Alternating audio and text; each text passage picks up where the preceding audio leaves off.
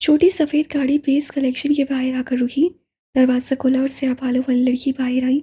घुटनों तक आधे भूरे रंग के स्वेटर के साथ नीली जीन्स पहने, बालों को खुला छोड़े उसकी स्याह आंखें इमारत को तक रही थीं।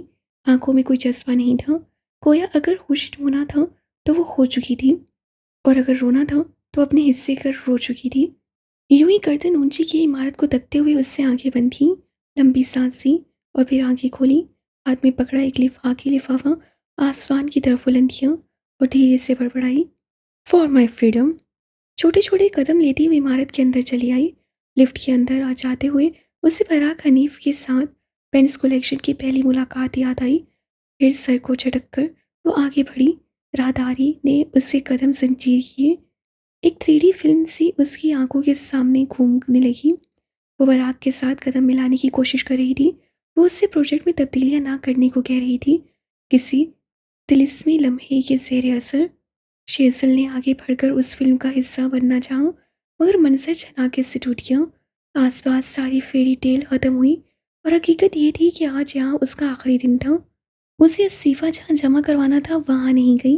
बराक हनीफ की सेक्रेटरी से उसके बारे में पूछा और अगले चंद पल बाद वो धाड़ से कॉन्फ्रेंस रूम का दरवाज़ा खोलकर अंदर दाखिल हुई। सारे में नीम अंधेरा था और स्क्रीन पे चलते अल्फाज अब उसके वजूद पे पड़ रहे थे। हर कोई हैरत से उसे देख रहा था। मिस शेजल सैमसन, ये क्या बदतमीजी है। बराक कांटदार लहजे में कहते हुए आगे आया। शेजल ने सपाट नजरों से उसे देखा। स्वेटर की आस्तीन ने ऊपर की, तलवारों वाला ब्रेसलेट लटकने लगा। कई साल कब तुमने मेरी तरफ अमन का परचम बुलंद किया था, आज मैं भी वही करने आई हूँ। बराक को आज उसका लहजा अजीब लगा। वो धीरे से पीछे को हुआ, गले में गिल्टी से ऊपर कमादू हुई। उसके हक में बैठे कैस कम्बीर ने तमाम लोगों से इजाज़त चाही। एक एक करते हर कोई बाहर निकलता चला गया। अब बाकी 3 लोग थे। सरबराही कुर्सी पे बैठा कैस, मेज़ की एक जानिब खड़ी शेज़ल और दूसरे सिरे पे खड़ा बराक। वो दोनों एक दूसरे को देख रहे थे और कैस उन दोनों को। शेज़ल ने हाथ में पकड़ा लिफाफा मेज़ पे रखा। बराक को सांस लेने में दिक्कत सी हुई। उससे हथेली पावर चेयर पे रखी। मैं इस्तीफ़ा दे रही हूँ। अपनी कंपनी में देना चाहिए जानती हूँ, लेकिन यहाँ तुम्हें ये बताने आई हूँ कि मैं शेज़ल सिम्पसन, मैंने ये प्रोजेक्ट इसलिए लिया था क्योंकि ये तुम्हारी कंपनी का था। बराक के हाथों की गिरफ्त कुर्सी पे सख्त हुई। मुझे इतराफ़ करने में कोई आड़ नहीं कि मैं यहाँ तुम्हारे लिए आई थी। मैं देखना चाहती थी इन गुज़िर सालों में क्या कुछ बदला है, ताकि मैं मूव ऑन कर सकूँ। तुम आज भी वैसे ही हो। तुम आज भी मुझसे मुकाबला करते हो। तुम आज भी मैन चाइल्ड हो। उसकी उंगलियां कुर्सी के अंदर बेबस होने लगी थीं। कैस खामोशी से उन्हें देख रहा था। तुम मुझे यहाँ रखना नहीं चाहते थे, मगर मैं रुकी। फिर शायद तुम मुझे यहाँ रोक लेना चाहते थे। जब तुमने कहा तुम्हें नया डिज़ाइन चाहिए, तब मुझे लगा कि तुम मुकाबला कर रहे हो, लेकिन नहीं। वो रुकी। बराक की गहरी सांवली रंगत सफ़ेद सी पड़ने लगी थी। तुम मुझे तंग कर रहे थे। मैं बस तुम्हें ज़्यादा वक्त के लिए रोक लेना चाहता था। वो कहना चाहता था, मगर अल्फाज उसके अलग से बरामद न हो सके। वो शौक था, आंखें सुर्ख पड़ रही थी। मैं गलत थी, तुमसे जिद की, अपनी सीनी सेहत खराब की। मेरा काम मेरी मोहब्बत था, मैंने उसे इंतकाम बना लिया। लेकिन अब बस। वो मुस्कुराई, एक आज़ाद मुस्कुराहट। मैं आज़ाद हूँ बराक, और अब मैं चाहूँगी कि हम एक दूसरे से कभी ना मिले। मैंने अपनी फेरी टेल में मुश्किलात भर दी हैं, लेकिन अब मैं आज़ाद हूँ, एक नई फेरी टेल के लिए। बराक के दिल में कतरा कतरा जहर उतर रहा था। वो शेजल को दोबारा नहीं देख पाएगा, ये ख्याल उसका दिल सब्ज कर रहा था। वो चंद लम्हे उसे देखती रही। बराक भी उसे देख रहा था, यकटक, पलक झपकाए बगैर। फिर शेजल ने अपने कदम बाहर की जाने मोड़े। उसका हर कदम बराक के सीने पर नक्श हुआ। दरवाज़ा बंद हुआ और बराक के सबर की खर ख़त्म हो गई। वो बेदम होकर कुर्सी पर गिर सा गया। और यू ओके? खामोश कमरे में कैस की आवाज़ गूंजी। पराग ने गर्दन न उठाई, हाथ दिल पे रख लिया। It's hurting. I don't know why, but it's hurting, and for the first time I can't handle it. उसकी आवाज़ सरगोशी जैसी थी। कैस अपनी जगह से उठा और उससे करीब आकर रुका। तुम्हें उसे बता देना चाहिए था। तजवीज़। मैं उस वक्त भी उसकी फेरी टेल बर्बाद नहीं कर सकता था, और आज भी नहीं। तकलीफ होगी तुम्हें। उसके इल्म में इजाफा। मैं शेजल सिम्पसन के इल्ज़ामात का आदी हूँ।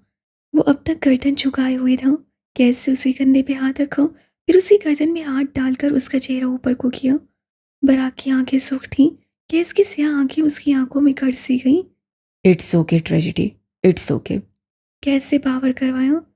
बराक ने जुकाम ज़दा सांस अंदर को खींची, सर को इस्पात में हिलाया। इट्स ओके, कहा। It's okay, it's okay. वो थोराते हुए उठा। गैस का हाथ हटाया।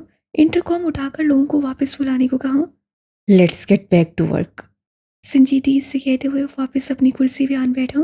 कुछ वक्त बाद सब नॉर्मल था, मगर गैस से देखा कि बराक के हाथों में लर्जिश थी और चेहरा सफ़ेद पड़ चुका था।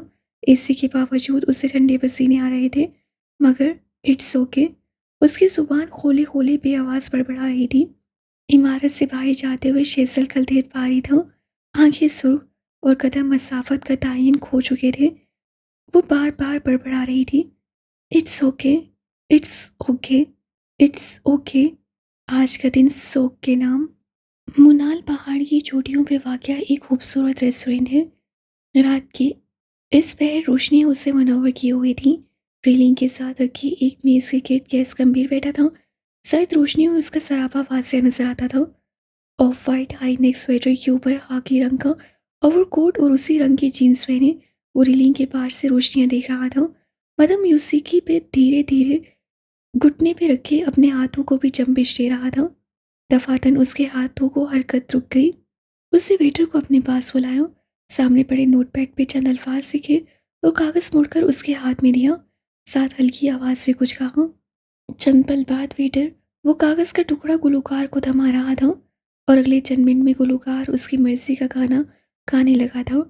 अब के कैस हल्का सा मुस्कुराया भी था। यहाँ से बैठकर कितना खूबसूरत नज़ारा दिखता था ना। उसी पल कोई उसके सामने आकर बैठा। तुम 10 मिनट लेट हो ग्रीन वुड। वो उसी तरह गर्दन मुड़े हाथ से म्यूजिक बजाते हुए बोला था।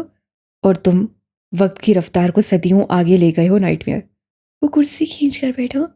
मुझे लगा था कि तुम बुरे ना बनते अगर ये दुनिया तुम्हारे साथ अच्छी रहती, लेकिन सच जानना चाहते हो?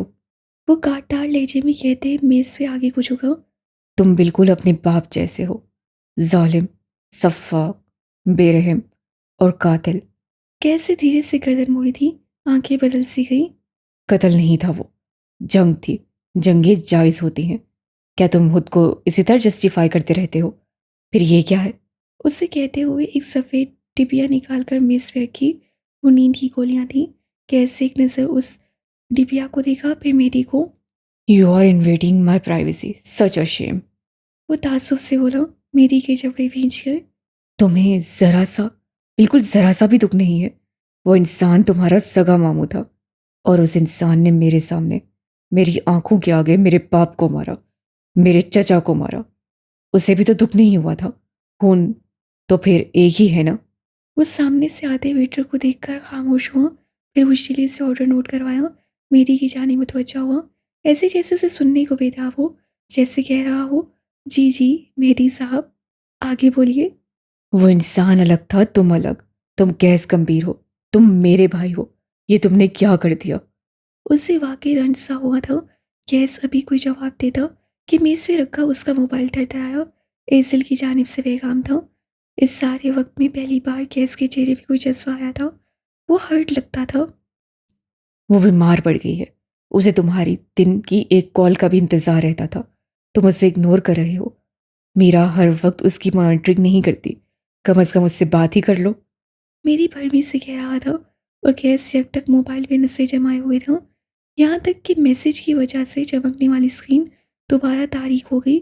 उससे उंगली से स्क्रीन दोबारा रोशन की। बस चंद पल और दिल को धाड़ सी होती थी।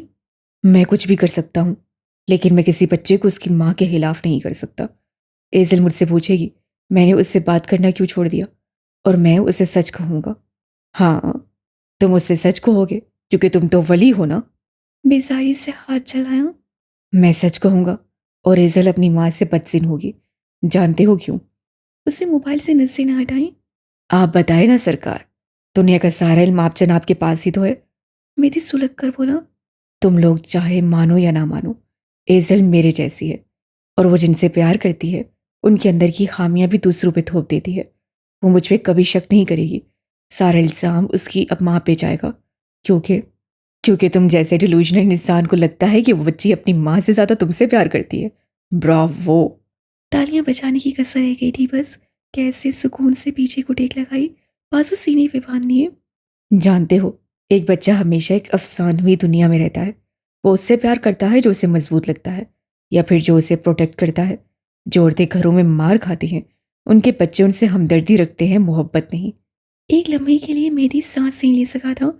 मोहब मीरा को मारता है, एजल के सामने मारता है। एजल अपनी माँ से बहुत हमदर्दी रखती है, लेकिन चूंकि उसकी माँ उसके प्रोटेक्ट नहीं कर सकी, इसलिए वो उससे मोहब्बत नहीं करती। एक मार खाने वाली औरत सिर्फ अपनी ज़िंदगी नहीं, बल्कि अपने बच्चों की ज़िंदगी भी ख़राब करती है। एक मारने वाला मर्द अपने अंदर की नफ़रत, गुस्सा अपनी नस्ल में उंडेल देता है। बेटे ने आकर खाना रखा तो गैस खामोश हो गया। मेरी को भी चुप सी लग गई थी। क्या तुमने कभी एजल को प्रोटेक्ट किया है? कई पल बाद मेरी की आवाज़ कहीं दूर से आती थी। गैस ने जूस का ग्लास उठाया, तसल्ली से खून भरा। मैं उससे किए हुए वादे पूरे करता हूँ। उसकी माँ मुझे याद करके उससे मेरी बातें करती है। मैं एजल की फेरी टेल का मसीहा हूँ, जो एक दिन उसे और उसकी माँ को बचा लेगा। उसके जवाब पे भी मेरी की तशफ़ी ना हो सकी। दिल बेचैन सा हो गया था। गैस चुपचाप जूस के खून भरता रहा। खाना अनछुआ रखा था। उसी पल मेरी का फ़ोन बजा। कल आज मेरी की कॉल थी। उसे एक नज़र गर्दन मुड़कर रोशनियाँ देखती गैस को देखा, फिर कॉल अटेंड कर ली। क्या हुआ? हाँ, ओके, मैं पहुँच रहा हूँ। पहले मैं उस लड़की से बात करना चाहूँगा। हाँ, ओके, लोकेशन भेजो। वो अपनी जगह से उठा। किसकी कॉल है? वो हन्नूस गर्दन मोड़े हुए था। मैंने तुमसे कहा था क्या है, सिर्फ 5 मिनट का काम है। बस तुम्हें एक चीज़ करनी थी, सिर्फ एक। बलहाश तुमसे सिर्फ इतना चाहता था कि तुम मेरे कज़न की हैसियत से इस सब में शामिल रहो। क्या उससे कुछ ज़्यादा मांगा था? मैं तुम्हें एक बार इस काम में पढ़ने से मना कर चुका हूँ। क्या तुम मुझसे बहस करोगे? क्या तुम भूल रहे हो तुम्हारे फैसले कौन ले सकता है? रोशनी अब की उसके दाने रूप में थी। जो तुम कहोगे वही होगा। उससे कहा और उठ खड़ा हुआ। मुझे निकलना है। खाना तुम्हें मुबारक। ये खाना वैसे भी तुम्हारे लिए नहीं था। मेरी डिनर डेट 1 घंटा लेट हो गई, और तुमसे अच्छा टाइम पास और हो भी क्या सकता है? उसकी आंखों में तमस्सुर था, हकारत थी। एक लम्हा, बस एक लम्हा लगा था मेरी को फैसला करने में। वो ही निकाह करेगा, क्योंकि उसे अब अपनी फेरी टेल खुद लिखनी थी। वो जिसमें उसके सारे फैसले उसके अपने इख्तियार में होते, चाहे चंद पल के लिए ही सही। मुझे हमेशा लगता था जीनिया जो चाहेगी दुनिया से छीन लेगी। जीनिया जो चाहेगी करेगी, और मैंने किया था। जिंदगी मेरे साथ जितनी जालिम थी, उतनी ही रहमदिल भी थी।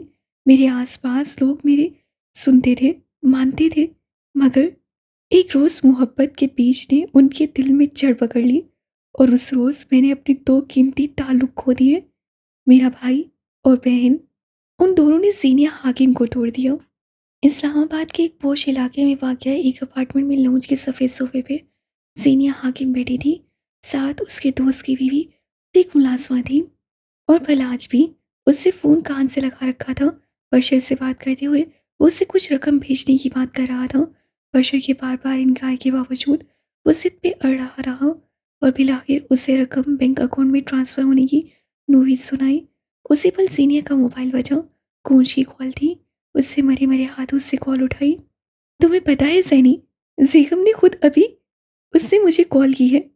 मैं तुम्हें बता नहीं सकती मैं कितनी खुश हूँ। जेगम मेरी जिंदगी का सबसे अहम हिस्सा है। रवानी से कहते हुए वो रुकी थी। तुमने और बलाज भाई ने सुलह कर ली है ना? अब कोई और मसला तो नहीं होगा ना? अब कुछ नहीं होगा।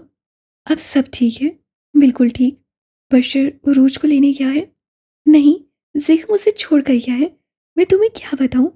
उसकी बात आधे में थी जब जीनिया ने कॉल काट दी। बलाज मुस्कुराते हुए उसे देख रहा था।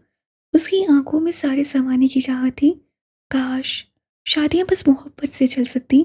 बलाज अब भी उसे ही देख रहा था। बस चंद मिनट, सिर्फ चंद साइन, और सब ठीक। जिंदगी फेरी टेल लगने लगी थी। मैं जब भी अहले अरब के कदीम रिवाजों के बारे में सुनती थी, मुझे हैरत होती थी। आखिर माएँ किस तरह अपनी बेटी को जिंदा दफनाने देती थी।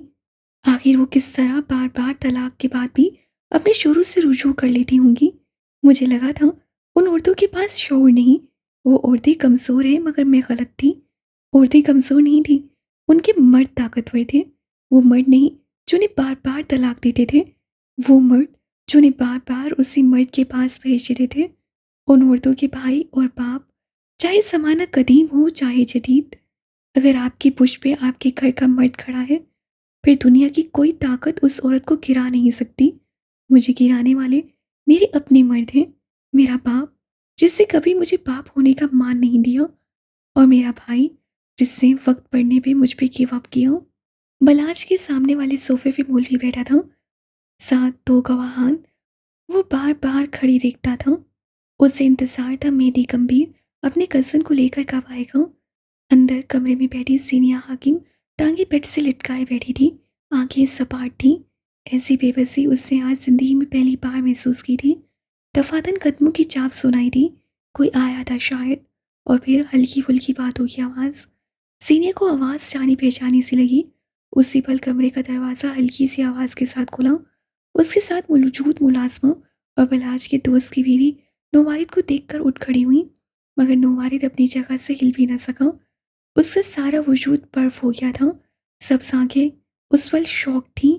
दोनों औरतें बाहर चली गईं, मगर मेरी अब भी अपनी जगह साकित और जामिद खड़ा था। जीनिया नॉर्मल नजर आ रही थी, गोया वो जानती थी मेहंदी गंभीर को आना था। वो एक कदम भी आगे न ले सका। उससे अपनी आंखों पे यकीन न आया। ये लम्हा प्रोसेस करने के लिए एक सदी भी कम थी।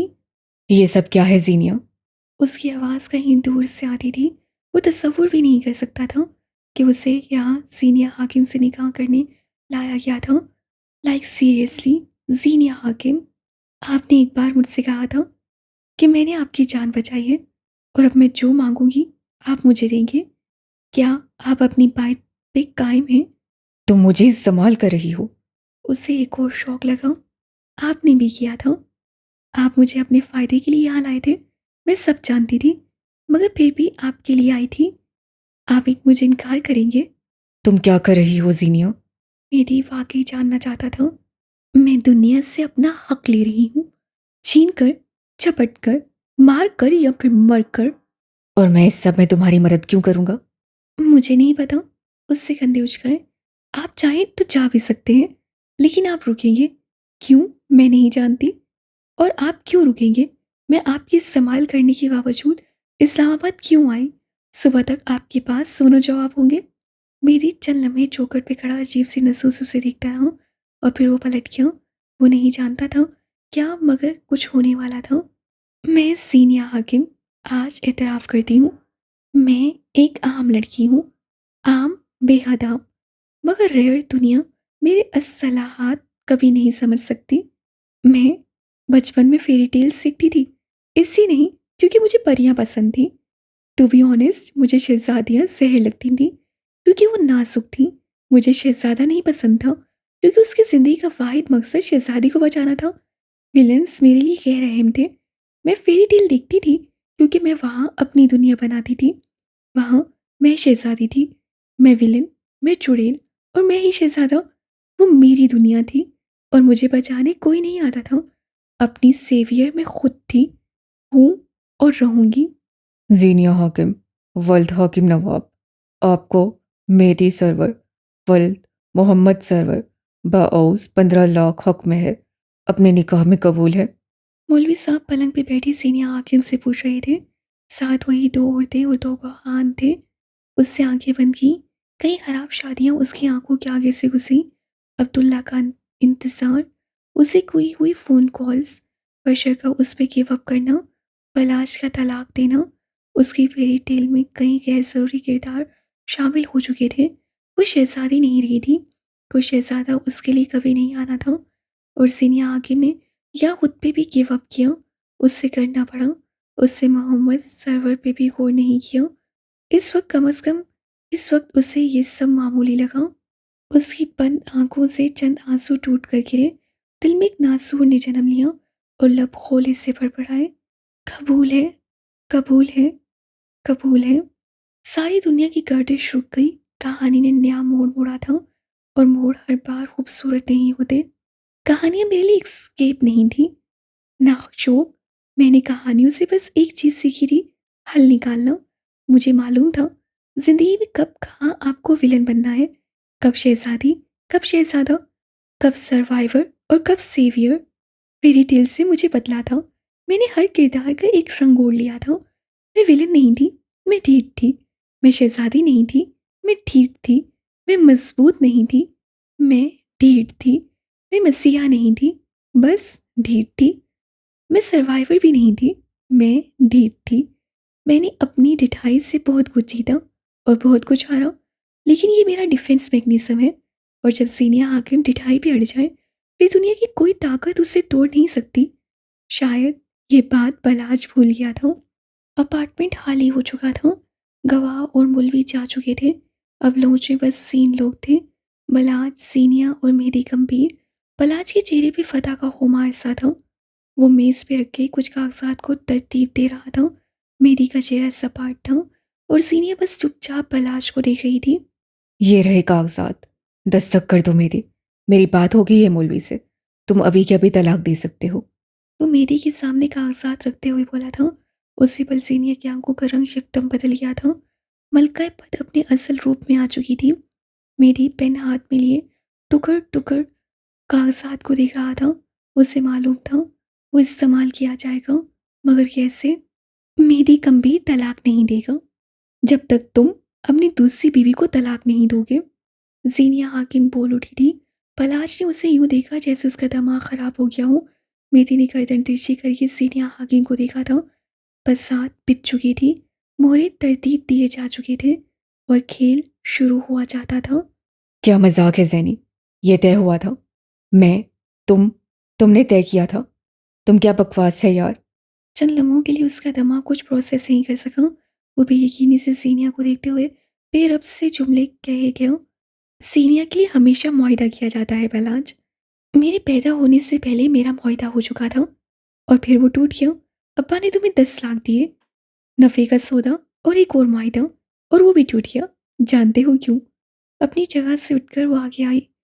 क्योंकि हर दफा मुआहदे की शक मेरे घर का कोई मर्द तय करता था, लेकिन इस बार मुआहदे की तमाम शकें सीनिया हाकिम तय करेगी। अगर तुम्हें मेरी जिंदगी में वापस आना है तो उस औरत को तलाक दो।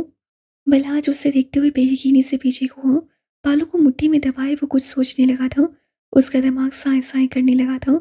फेरी टेल यूं बर्बाद हो जाएगी उससे सोचा नहीं था। और एकदम वो सीधा हुआ था। आंखें चमक उठी। मेहदी अपनी जगह पे बैठा खामोश, बस सपाट नजरों से उन दोनों को देख रहा था। तुम सही कहती हो, हर बार मुआहदे की शक तुम्हारे घर का मर्द तय करता है, और आज भी वही होगा। तमाम शकें मैं तय करूंगा। तुमसे कोई पूछ नहीं रहा कि तुम्हें तलाक चाहिए या नहीं। वो 2 कदम आगे आया, मेहदी के कंधे पे हाथ रखा। भाई, मेहदी, मेरे भाई, निकाहनामे में तलाक का हक तुम्हें मिला है। ये तलाकनामा साइन करो। ये औरत पागल है।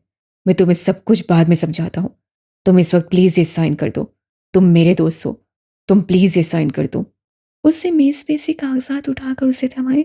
मेहदी उसे नहीं देख रहा था, वो सीनिया को देख रहा था। और सीनिया की आंखें साफ साफ कह रही थी वो उन्हें साइन नहीं करेगा। जाने क्या बेबसी थी, या फिर तिलिस्म सा था, या कोई रोब सा, या फिर कोई ताल्लुक सा। मेहदी ने कागजात को छुआ तक नहीं। उसे क्या देख रहे हो यार? भाई, मैंने तुम्हें बताया था ना, ये बहुत घटिया औरत है। तुम बस इसे तलाक दो, आगे मैं देख लूंगा।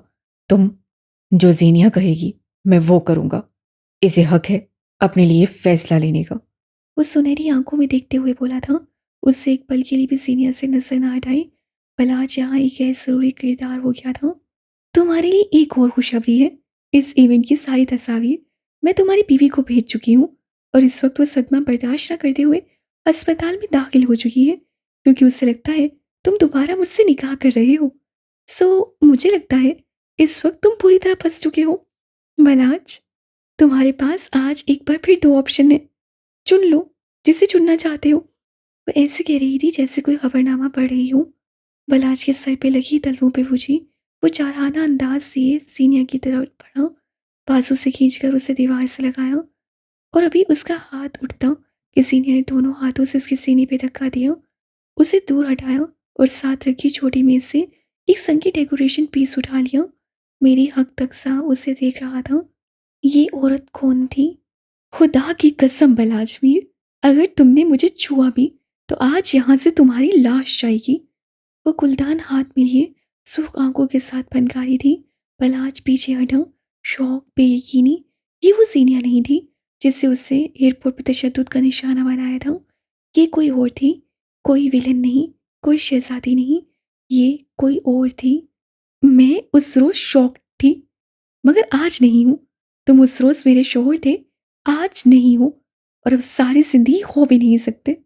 मैंने तुमसे कहा था, बलाश मैं तुम पे थूकना भी पसंद नहीं करती। मैंने तुमसे कहा था, मैं ज़माने कदीम की औरत नहीं हूँ। वो घुर्रा रही थी। मेरी ने उसका ये रूप आज पहली बार देखा था। उसे ज़ीनिया हाकिम से खौफ आया। मैं ज़ीनिया हाकिम हूँ। मसाइल से पहले मेरे पास हल आते हैं। तुम्हें लगा था तुम मुझे मसाइल में धकेल दोगे और मैं सड़ती रहूंगी। तुम्हें लगा था मेरे घर के मर्द मुझ पे गिव अप करेंगे तो मैं भी खुद पे गिव अप करूंगी। आज वो बोल रही थी और बलाज को सुनना था। इस वक्त तुम एक मसले में हो। तुम गवादर जाकर मुझ पे इल्ज़ाम नहीं लगा सकते, वरना मैं आज के इस इवेंट की तस्वीर और वीडियो बशर और सारे खानदान को दिखाऊंगी। मेरे पास तुम्हारी हर हर बात की रिकॉर्डिंग है। तुम खाली हाथ हो बलाज। तुम खत्म हो। फेरी टेल खत्म हो चुकी है और जिंदगी में पहली बार इंजाम ट्रेजिक है। मैं तुम्हें छोड़ूंगा नहीं, खुदा की कसम। मैं तुम्हारी जान ले लूंगा जैनी। तुम मुझे डॉज नहीं दे सकती। मैं तुम्हें बर्बाद कर दूंगा। वह हंसियानी अंदाज में चीख रहा था। फिर उसे छोड़ मेरी की जानिब आया। इसे तलाक दो मेरी। ये पेपर साइन करो, ये घटिया औरत है। तुम जानते नहीं, ये बहुत अवारा और जमे हुए आंत के एक मुक्के ने बलाज के जबड़े को हिला कर रख दिया था। फर्श पे गिरा वो हैरान नजरों से मेरी को देख रहा था। सुर्खोती आंखों से मेरी झुका और एक और मुक्का उसकी नाक पे दे मारा। उसकी आंखों में खून सा था। आओ, मुझसे मुकाबला करो। फिर मेरा हर वार तुम्हें बताएगा कौन घटिया है। तुम मेरे बेस्ट फ्रेंड थे। तुमने इस पे हाथ उठाया था बलाज। मैंने इसकी गर्दन पे निशान देखे थे। तुम उन्हें झुटला नहीं सकते। और अगर एक बार और तुमने इसे घटिया कहा तो मैं भूल जाऊंगा हम दोनों के दरमियान कोई ताल्लुक रहा था। घटिया हो तुम जैसे वो सारे मर्द जो औरतों पे बिला वजह हाथ उठाते हैं। वो बलाज के ऊपर झुका कांटदार लहजे में कह रहा था। सीने सुलगती आंखों से बलाज की नाक से बहता खून देख रही थी। मैं ये पेपर सिर्फ और सिर्फ तब साइन करूंगा जब जीनिया कहेगी। जानते हो क्यों? क्योंकि अब कोई और मर्ज ये तय नहीं करेगा कि जीनिया हाकिम को अपनी जिंदगी में क्या चाहिए। ना तुम, ना मैं, और ना कोई और। कोई मर्द किसी औरत का मुआहदा नहीं करेगा। बलाज कुछ कहता कि उसी पल उसके गार्ड्स अंदर आए। उसकी हालत देखकर उन्होंने अपनी गन सीधी कर ली। मेरी को कोई फर्क ना पड़ा। अलबत्ता बलाज ने हाथ के इशारे से उन्हें गन सीजे करने को कहा था। गार्ड उससे कुछ बता रहे थे।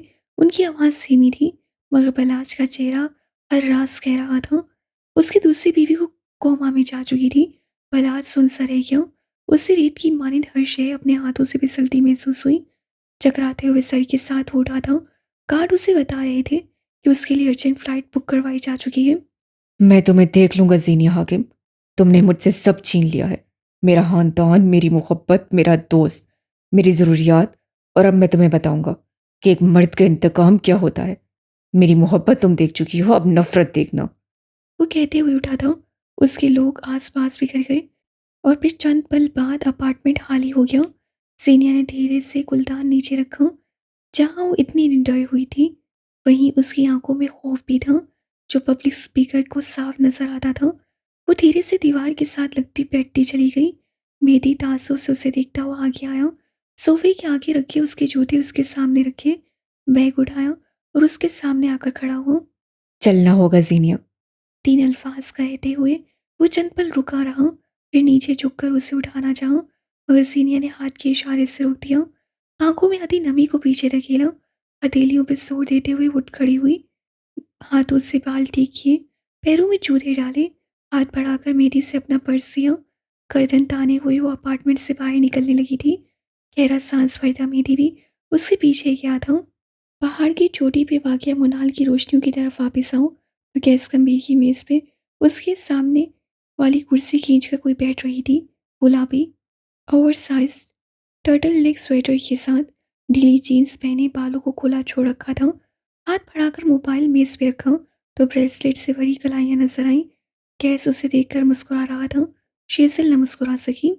हम साला साल नहीं मिलते, मगर ये अजीब साल है जिसमें हम चंद माह में कई बार मिल चुके हैं। शेज़ल बोली थी। ये सब बकवास बातें हैं। मुद्दे पे आते हैं मलका। वो कोनिया मेज़ पे टिकाए आगे को हो। शेज़ल ने कांटा चम्मच उठाया और मेज़ पे रखे हुए पास्ता के साथ इंसाफ करने का इरादा किया। तुम बराक को पसंद करती हो? सवाल गैर मुतवक्का था। मैं बराक से मोहब्बत करती हूँ। जवाब उससे भी ज़्यादा गैर मुतवक्का था। लापरवाही से कहते हुए उससे जूस का घूंट लिया। गैस कंपनी ने अप्रोच का है। तुम उससे मोहब्बत करती हो, मगर तुम दोनों कुछ भी सॉर्ट आउट करने को तैयार नहीं हो। नहीं। उसे मायोनीज सॉस की प्याली पास्ता के ऊपर उंडेल दी। चम्मच से उसे मिक्स किया। मुझे इस रेस्टोरेंट से भी मोहब्बत है। क्या मैं इसे यहाँ से उखाड़ के अपने घर में फिट कर सकती हूँ? नहीं, क्योंकि ये मिसफिट है। बिल्कुल उसी तरह मैं और प्राग मिसमैच है। मोहब्बत से क्या फ़र्क पड़ता है भला? एक चम्मच बड़ा-सा मुँह में रखा। आह! ये जायका। और तुम्हें ऐसा क्यों लगता है कि तुम और बराक मिसमैच हो? वो बाजू सीने पे बाँधे पीछे को हुआ। बराक मैन चाइल्ड है।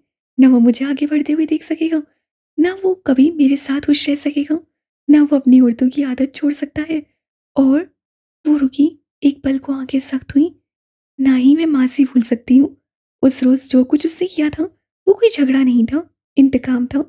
तुमने अरसलान के साथ ब्रेकअप क्यों किया? इस सवाल पे शेज़ल रुकी, ना समझी से उसे देखा। Excuse me? क्या उसने तुम्हें डंप किया? कैसे सवाल बदला? किस फ्रेंड की और कितनी पीकर आए हो? उसे चम्मच प्लेट में पटका। अरसलान ने मुझे डंप नहीं किया और ना ही हमारा ब्रेकअप हुआ है। वो झुंझला सी गई। ये सब होने के लिए हम दोनों का कोई ताल्लुक होना ज़रूरी था। और तुम्हारी इतना क्लियर से वो बस मेरा दोस्त है, बल्कि बेहतरीन दोस्त। 2 माह पहले ही तो उसकी शादी हुई है।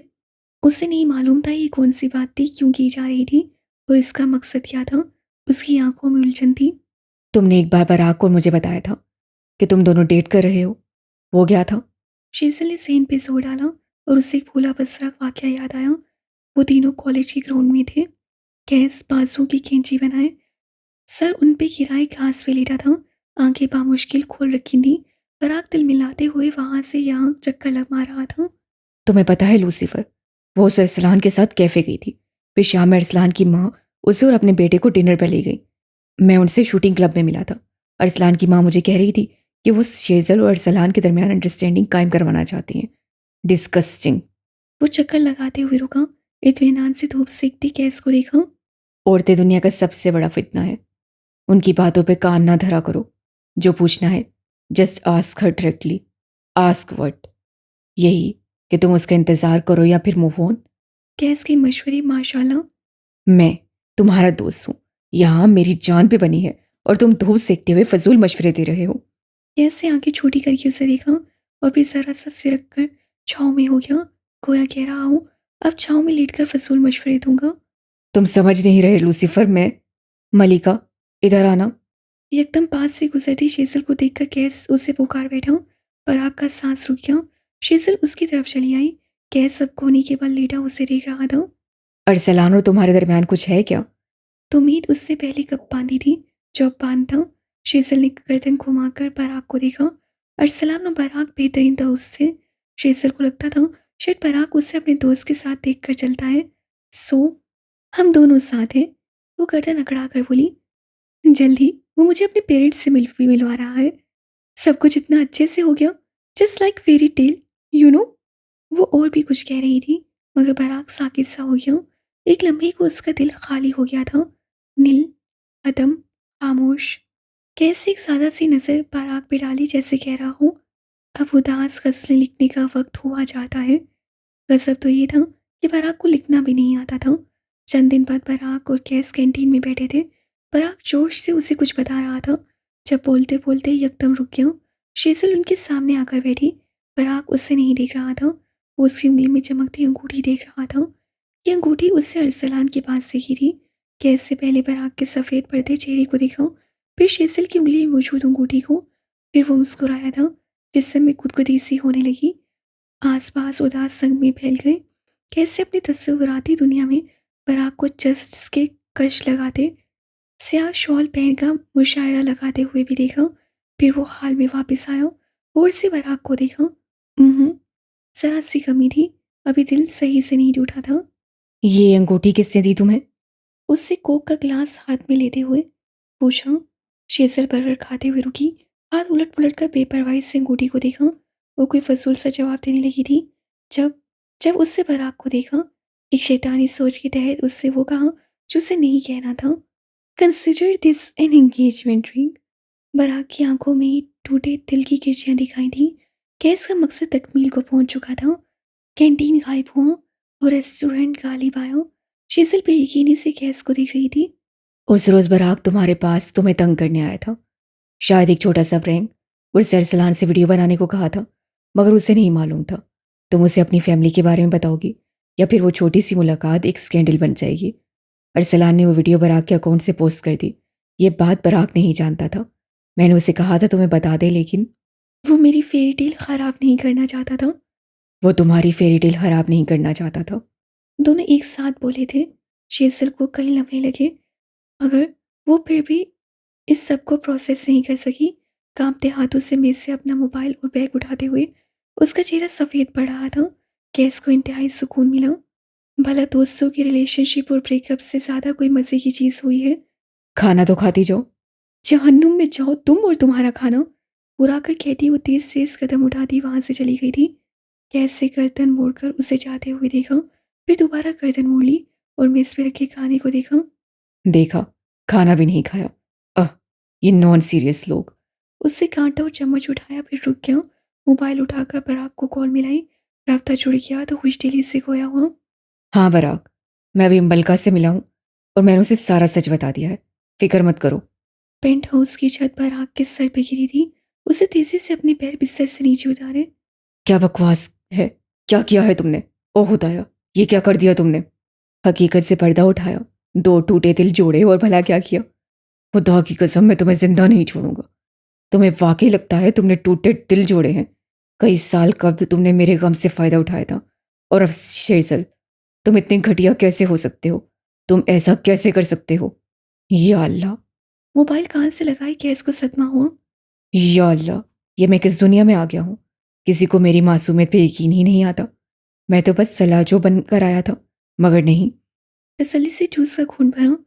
आज मुझे लगता है अल्लाह को मेरे जैसे मासूम इंसानों के लिए एक अलग दुनिया बनानी चाहिए थी। This world doesn't deserve me. Barack ने सुलग कर कॉल काटी। कैसे सर को नफी में हिलाया, बेहतियात छुरछुरी से ली। अब ये खाना भी मुझे खाना होगा। जाहिर है, रिस्क ज़ाया थोड़ी कर सकता हूँ। उस कमबख्त को कोई बताए। बाकी दो लोग भी नाकदरी करके नहीं गए।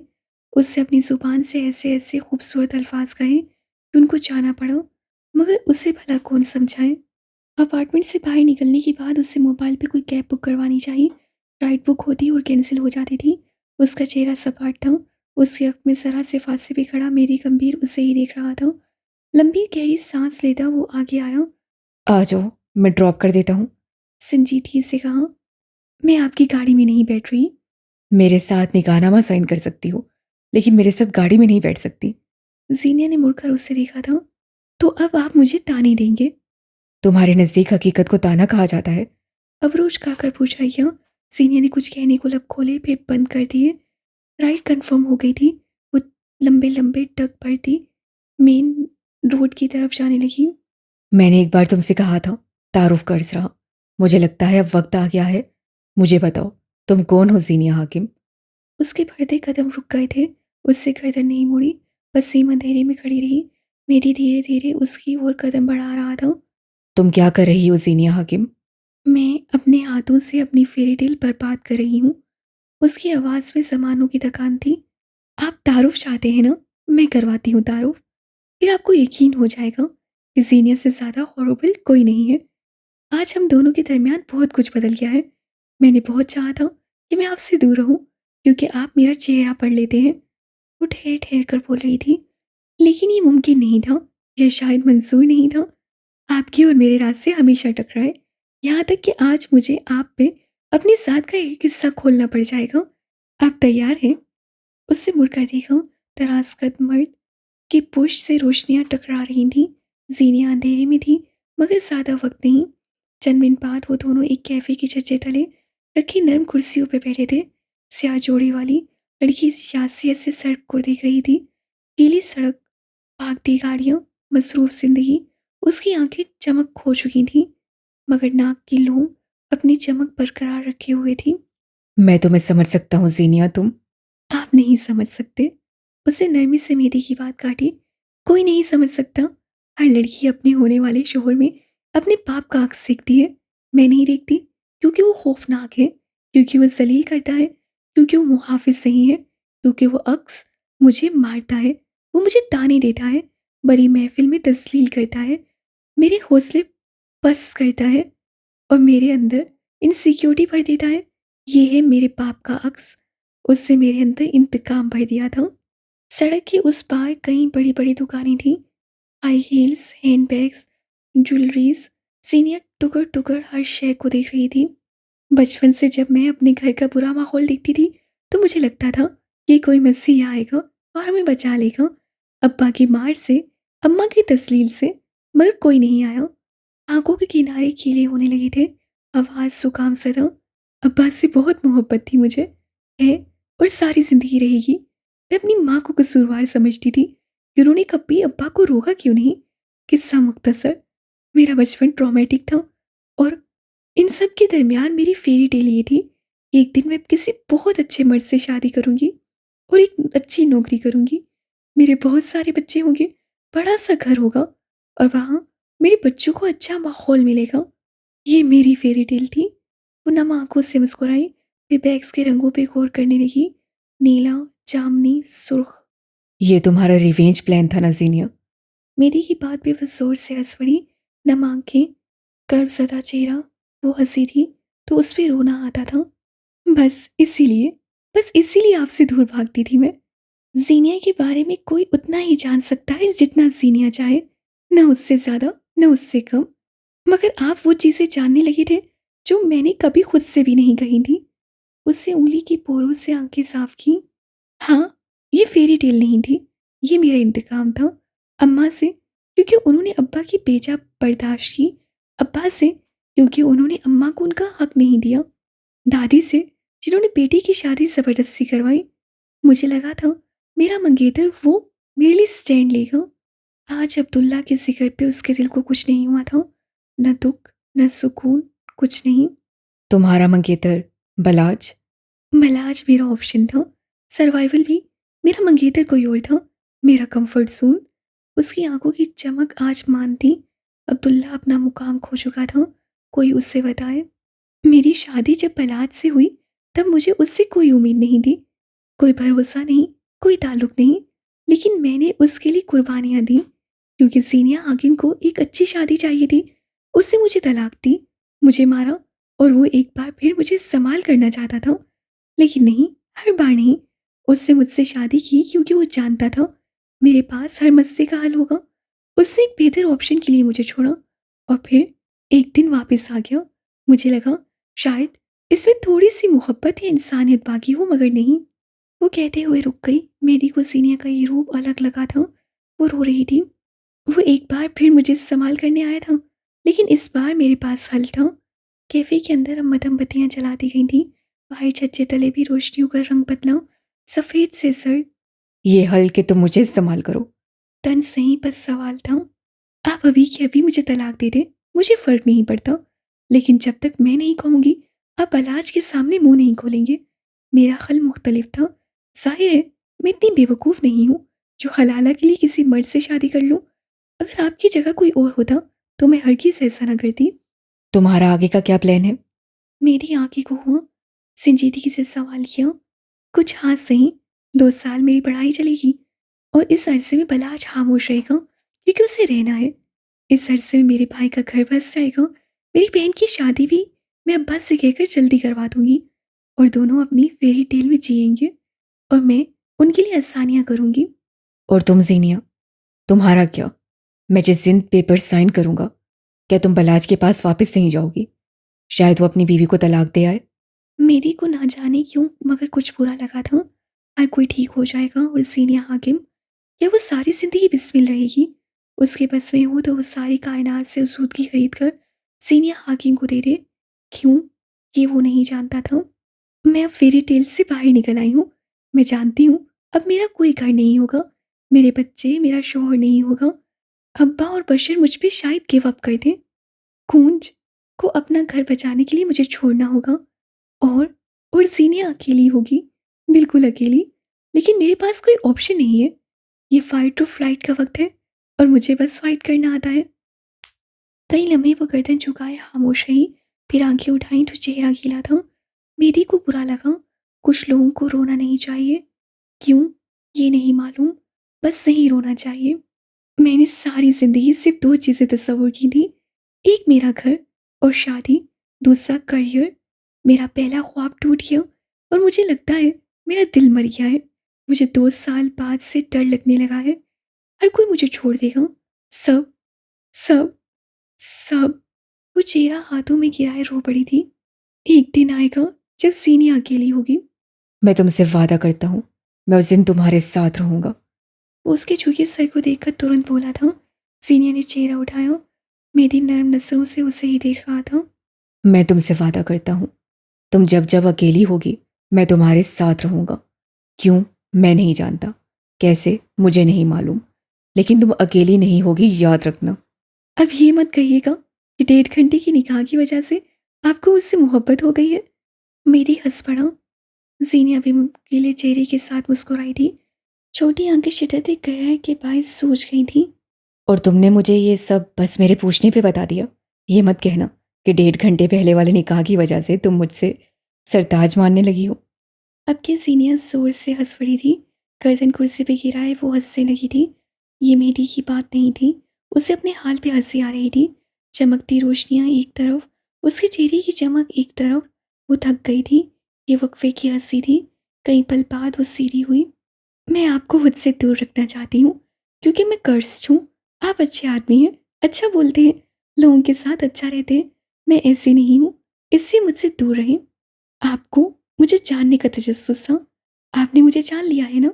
अब मुझे यकीन है हम एक दूसरे के रास्ते में नहीं आएंगे। वो उठ खड़ी हुई, बैग कंधे पे डाला। तुम्हें लगता है हमारी एक दूसरे से अपनी राहें जुदा हो सकती हैं? वो सुकून से बोला था। सीनिया ने आगे घुमाई। लगता है आपने उस कागज के टुकड़े को ज्यादा सीरियस ले लिया है। मैं बता दूं कि वो एक हल था, बस एक हल। कई जिंदगियां बचाने के लिए एक हल। मैंने आपको इस्तेमाल किया क्योंकि आप वहां आए थे। अगर आप ना होते तो मैं कभी भी बलाज की बात ना मानती। वो कागज। बात उस कागज के टुकड़े की है ही नहीं, और ना मैं वहां निकाह करने आया था। मैंने बलात से पहले ही कहा था कि मैं उस लड़की से बात करना चाहूंगा, और मेरे पास उस लड़की के लिए प्लान बी था, क्योंकि मुझे इस हलाला वेटाइवर पे कोई यकीन नहीं। हाथ चला के बेसारी से कहा। लेकिन तुम्हें वहां देखकर मुझे शौक लगा था। प्लान बी कहीं दूर चला गया और मैंने तुम्हारा निकाला हुआ हल मान लिया। क्यों, ये मैं इस वक्त नहीं जानता, लेकिन बहुत जल्द तुम्हें बता दूंगा। वो कुर्सी छोड़कर उठा, सीनिया के सामने आ रुका। छज्जे तले खड़े रोशनी उन दोनों के चेहरों को मुनव्वर कर रही थी। तुम्हें लगता है हमारे रास्ते नहीं टकराएंगे? तुम गलत हो। उनके रास्ते टकराते हैं जिनके रास्ते अलग हों। हमारे रास्ते मिलेंगे, क्योंकि हमारा सफ़र एक है। इसका क्या मतलब हो? उससे उलझन हुई। तुम्हारे सवाल कर्ज रहे। सीनिया कुछ कहती कि उसकी राइड आ गई थी। अपना बैग उठाते उससे मेरी को एक अलविदाई नजर देखा और आगे बढ़ गई। आज की रात इतनी जल्दी खत्म होने वाली नहीं थी।